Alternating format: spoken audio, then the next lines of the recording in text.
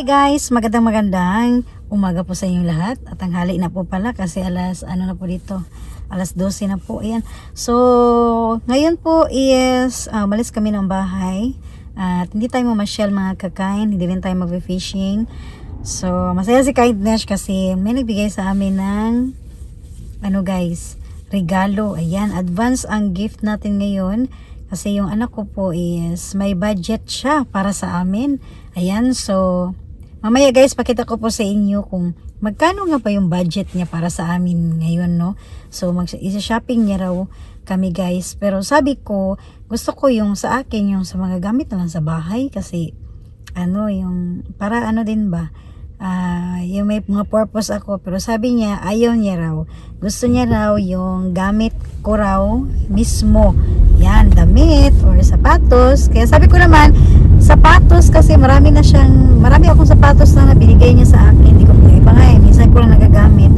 Pero sabi niya, mas gusto niya pa rin daw yung damit daw or ano man yung magustuhan ni Kindness.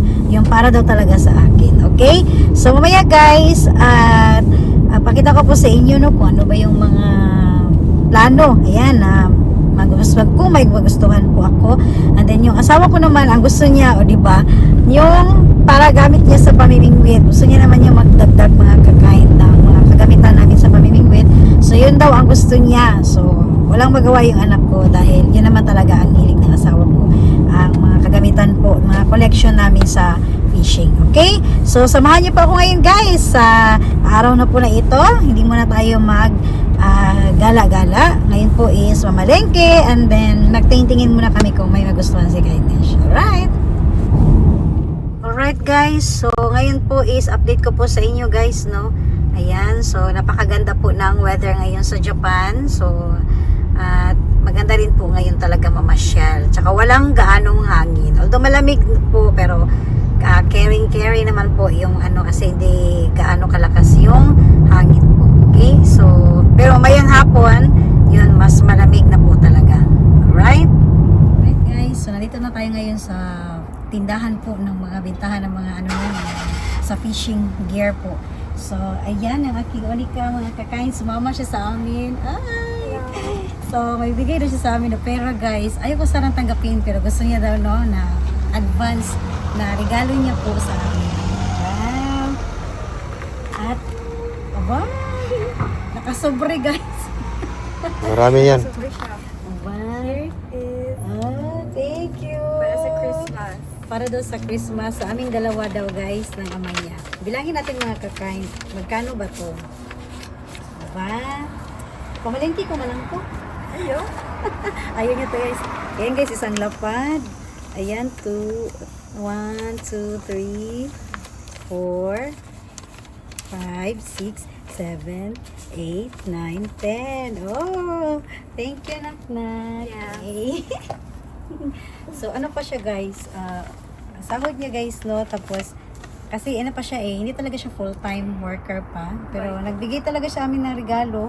So, thankful si Kindness. So, bibili kami ngayon guys. Tignan natin. So, ito po is almost mga 8K sa Pilipinas. Ayan. Parang i-grocery ko na lang to. Yan. So, thank you. So, pasok na kami mga kakain. Alright? Alright po mga kakain. So, ngayon po is nasa loob na po tayo ng tindahan guys. Na kung saan is bibili tayo ng kagamitan sa mga fishing rod. So, dagdag lang po kagamitan sa pamimingwit namin. So, since kasi ito yung gusto ng asawa ko kaya nag-agree naman yung anak ko para sa regalo niya. Ayan. So, thankful si Kindness, no? Dahil may maagang pamasko tayong natanggap mga kakain. So, ayan guys, ito naman po ay tackle. Ayan po ibig sabihin po niyan or ang paano po paggamit niyan. Madalas po yung mga namimingwit, isa yan sa napakagandang kagamitan po na meron tayo. Okay? So, yan po is parang marami na siyang laman na pwede natin paglagyan ng mga kung ano-ano po na mga accessories o mga gear po sa ating pamimingwit.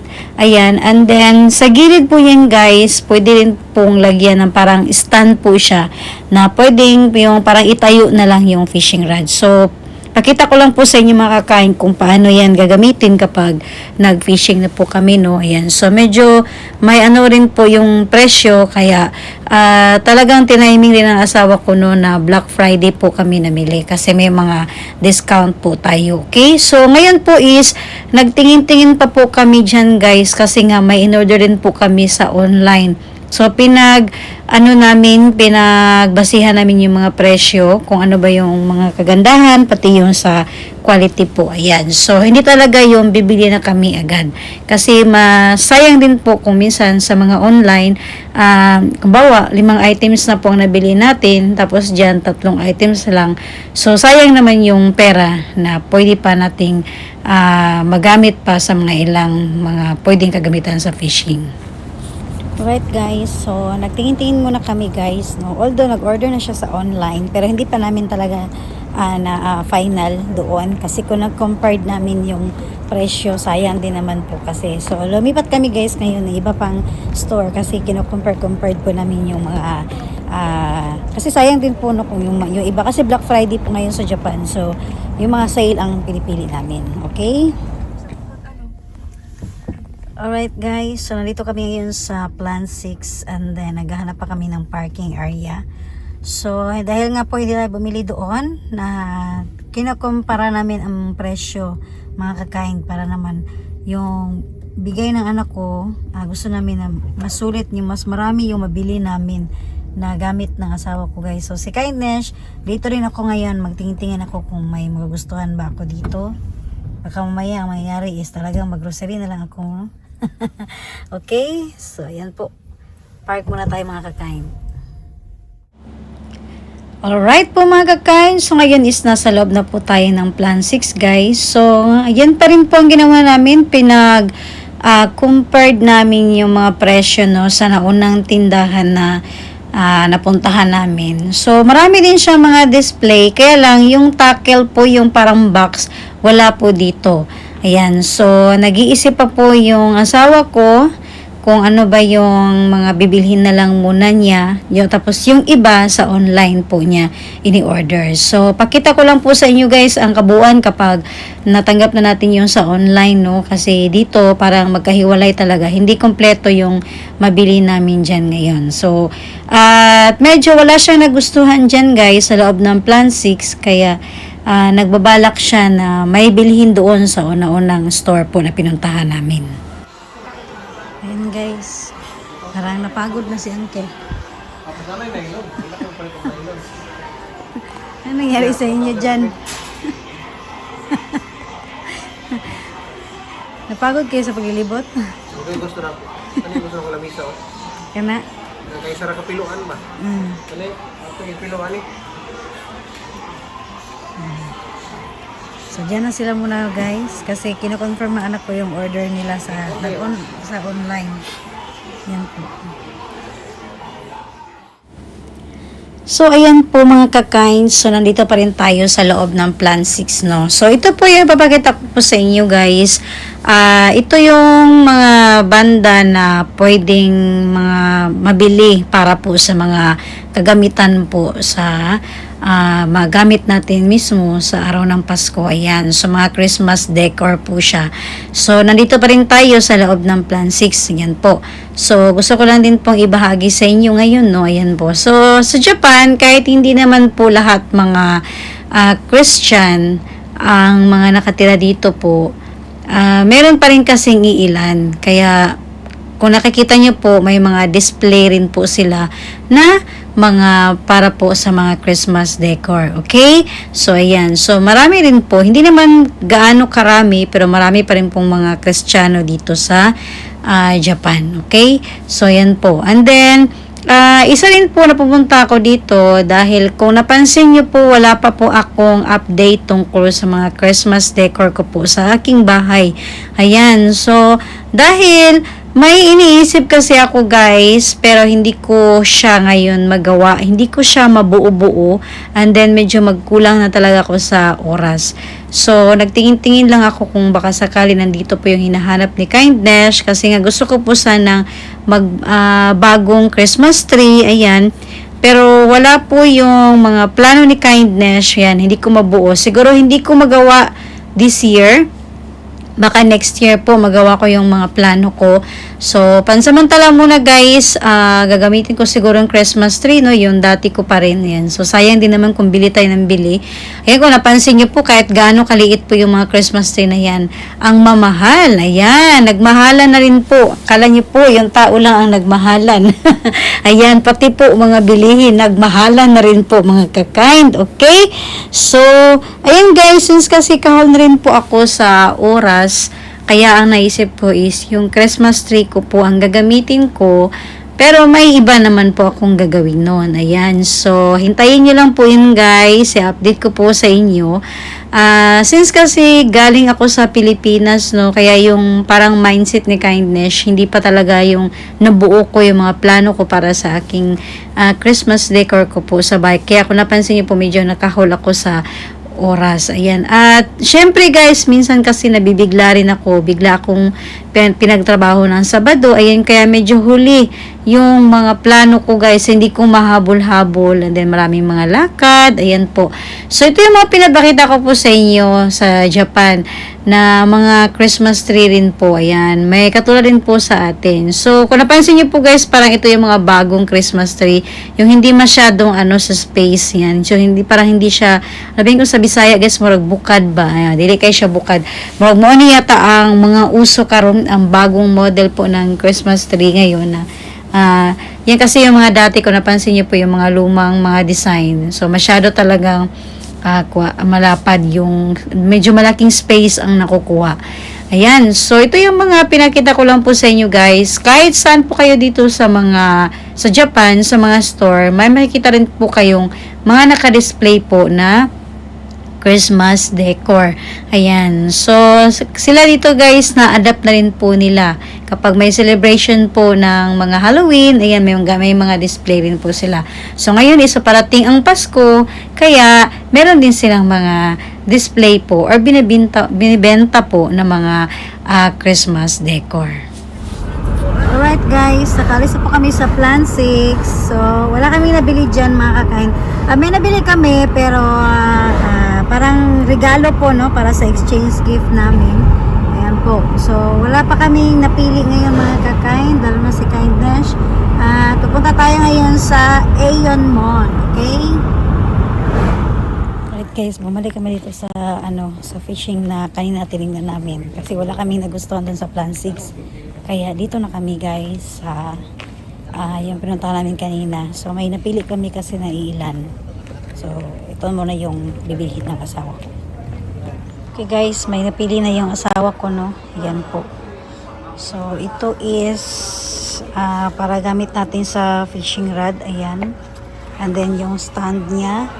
Yung iba naman sa online namin in order mga kakain kasi para may tackle box kasi siya na nagustuhan sa online.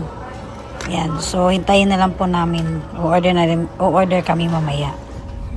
Alright guys, papunta tayo sa Aeon Mall. Ngayon po is grabe, parang napagod ako mga kakain.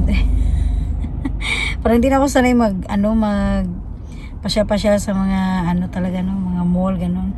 So hindi natin kumain mga kakain. Kain kami sa Kia. Yan. So, favorite ng anak ko doon. And then, mura din siya. Tapos, set na. Mabusog ka talaga. So, beef po siya mga kakain. And then, bago tayo papasok sa Aeon Mall. So, sa Aeon Mall, siguro guys, doon ako, mamalengke, konti. Tapos, magtingin ako ng, gusto ko mabili ng boots, bagong boots. So, magtingin din po ako mga kakain. Kaya, maya-maya is, kain muna tayo guys. Update ko lang po sa inyo kapag nasa loob na tayo ng Aeon Mall. Alright po mga kakain, dito muna tayo guys. Kain muna tayo guys. So yung lunch natin is alas 3 na po. Yan. Magkakagutom po talaga. Ano ba yan? Na-try mo na yan, nak? Strawberry. Wala po. Yan. Parang siya, may iba-ibang flavor. Okay? Guys, habang nag-order po sila, no, ito po yung pakita ko sa inyo. Diba? Luya po yan mga kakain. Masarap po yan kasi ito yung hindi tayo maumay sa pagkain natin. And then maraming mga iba-ibang mga sauce. Ayan, gusto mo lang maanghang. Ayan po, and then may naka-ready na po na Kani? cha. Tapos, iba-ibang mga sauce po ito mga kakain. Ito po. Ayan. Okay, iba-iba. So, mag-order muna tayo mga kakain. Kaya gutom-gutom na yun. So, wala ibang customer ngayon guys. Kami lang po. Kuha na lang po, yudong na lang. Right guys. Ayan na po. Yung ating order mga kakain. Ayan o, may sabaw. May kayo guys kay Tintignaw. Yan ay salad gulay, gulay. Last na lang. Tapos, ito. Egg. So, may kanin na yan guys. Beef po ito. And then kay Kindness, ito naman sa akin. Sabaw. Mura siya sinigang mga kakain. Tapos, ayan yung ating salad din po. Ayan. Then may additional pa na karne. Okay. Yung sana pa naman po mga kakain. Iba rin sa kanya. Kasi ito po is udong. Ayan. Udong po ito. And then, ayun no, mainit-init po. May apoy talaga siya. And habang kumakain siya, nagluluto siya. Ayan. Masarap ito mga kakain. Wow. So, that's it. Napo. Alright po guys, so nandito na po kami sa loob po ng Sukiya. So nagutom na po tayo mga kakain, no? Ayan, no? Wow! Nilagay ng asawa ko yung egg dyan mismo sa mga beef po na karne at kanin. And then yung sa anak ko naman po is talagang super na mainit-init pa. Ayan. So favorite ng anak ko po guys ang udong. So napakaganda po niyan guys at napakasarap. Dahil hindi lang po udong, maraming gulay. Yan kung napansin niyo po, no? So, talagang binlog ko siya. Gusto kong ibahagi sa inyo na napakamura lang po dyan sa Sukiya Restaurant. Set na po yan. And then, marami ka pang makain. Yan. Marami rin po silang mga menu kung ano yung pong mga gusto niyo. So, madalas po dyan, guys, beef. Pero may mga chicken din po. May isda rin po sila. Ayan, so grabe yung asawa ko dahil gustong-gusto niya ang luya dyan. Yan pong kulay pink na yan, luya po siya. Yan, so katulad ng pinakita ko po sa inyo kanina na maraming mga luya.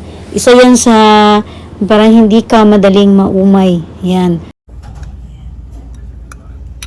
Alright po mga kakain, so ngayon is lusog na talaga kami mga kakain.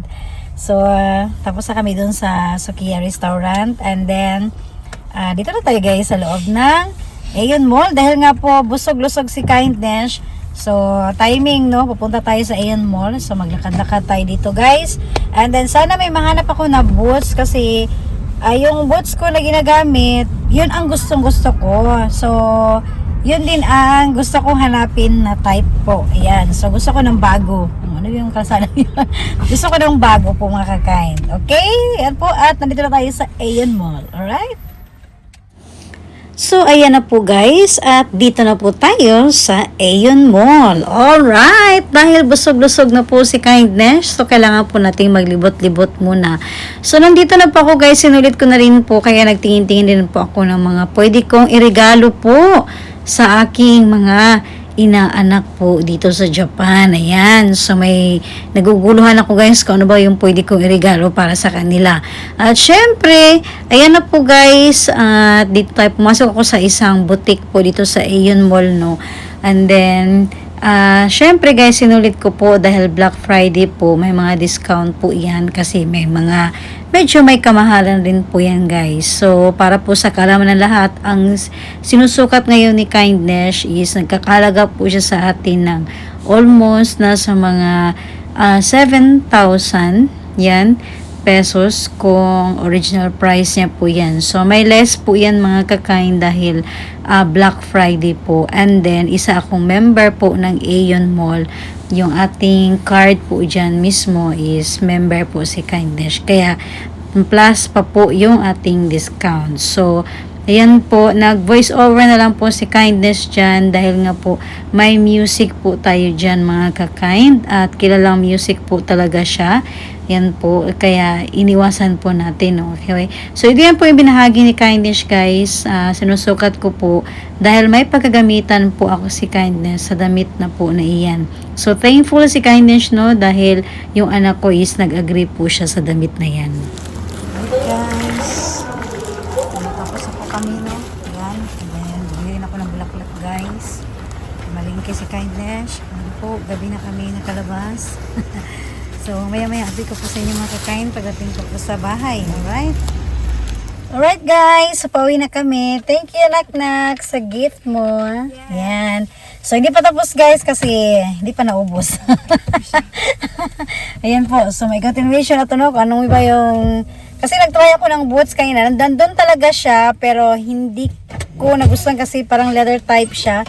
Pareho lang ng ano, yung may heels, ganun. Pero yung leather type, yun po ang hindi ko po nagustuhan kasi parang madali siyang madamage, okay? So, alright guys, so ngayon po is pauwi na po kami, yan. At maraming salamat po sa inyong panonood, no? Ito po yung mga ibinahagi ni Kindness at naabutan na kami ng dilim mga ka-kind. Alright, bye guys! Thank you for watching po!